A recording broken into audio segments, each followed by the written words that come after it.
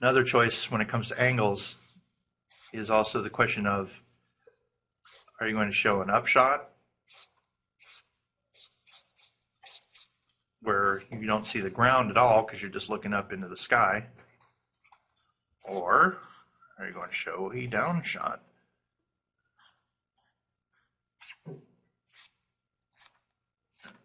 And you may be asking yourself, okay, Sherm, what is it? Which do I want to show? Well, here's a good point, is you get to choose.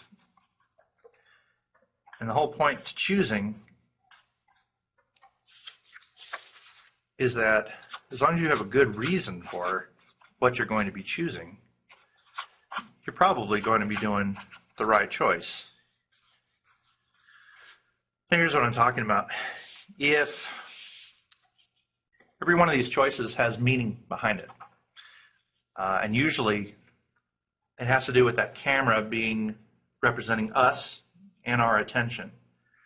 And so if you imagine that your story involves somebody walking up and looking up at a tall building, that's going to be part of the story.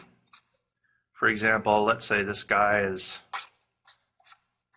fresh out of the sticks, and he's never been to New York City before, and he's looking up at a giant building.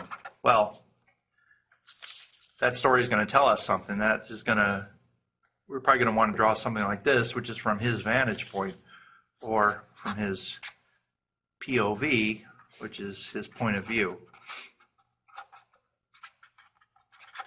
What point of view does is it's really the heart of getting us as a viewer to identify with the character.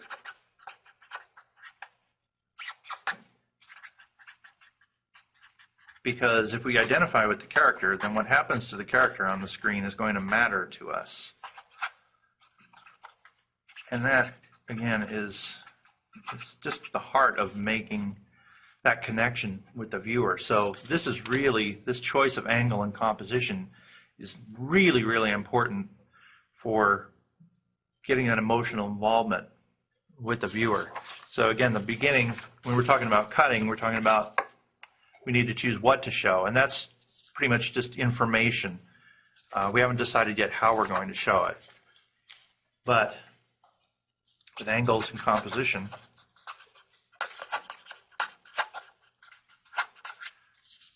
we're talking about now how to show it, and we're getting more into the character and more into their point of view. For characters, using upshots and downshots, very frequently, if you have two different sized characters in a show, when they're talking to each other, this character is generally going to be looking up at this character, and this character is generally going to be looking down at this character. So frequently, your characters are going to be drawn in upshots and slight downshots depending on their size. Well, a lot of people get really thrown when they're trying to draw upshots of characters. For example, they may be trying to draw the underside of their nose and have difficulty with the character's features, drawing from such an unusual angle. And for example, you can see the ceiling and the walls of the room. And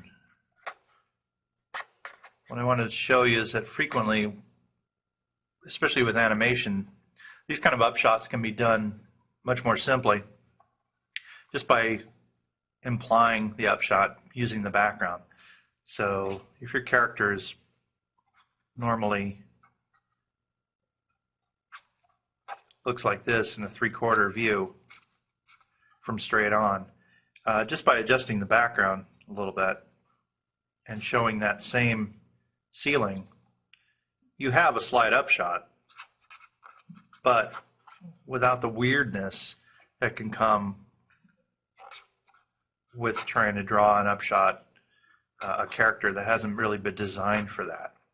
So this right here is something that could save you quite a lot of time and trouble, because generally you're not going to have that kind of extreme angle where this one will read just the same. The same will follow for another character if you're working in a down shot. You know, if you have a little character like a mouse, very frequently you're going to be looking way down on him. Well, you could spend a lot of time trying to figure out what he looks like from that position, but he's going to look probably pretty weird and pretty off model. So again, it's just as easy, and you'll see this in a lot of kind of cartoons that have these sort of characters, that you can just draw that same character from more of a standard point of view, but still show the floor to represent a down shot. This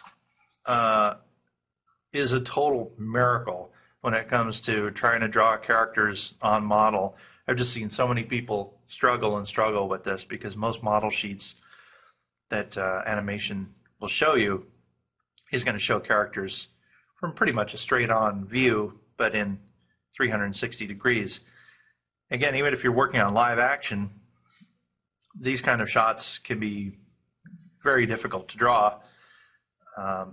Drawing up shots on characters and down shots tend to be a lot more challenging, and if you're wanting to just get a convincing shot that reads very clearly, you can just use this technique of manipulating the background. So again, that is for down shots and up shots.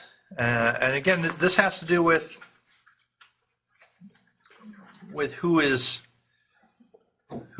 mind it is that we're getting into. So when we see this sort of shot, the viewer isn't thinking about it very much, but they're going to get the feeling subliminally that they're looking from a low point of view, because we can see that ceiling.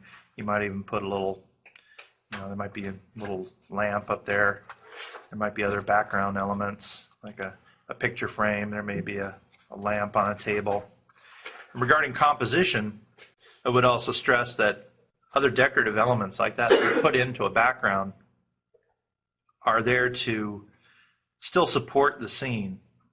Background design is, one of the many things that you're going to have to deal with.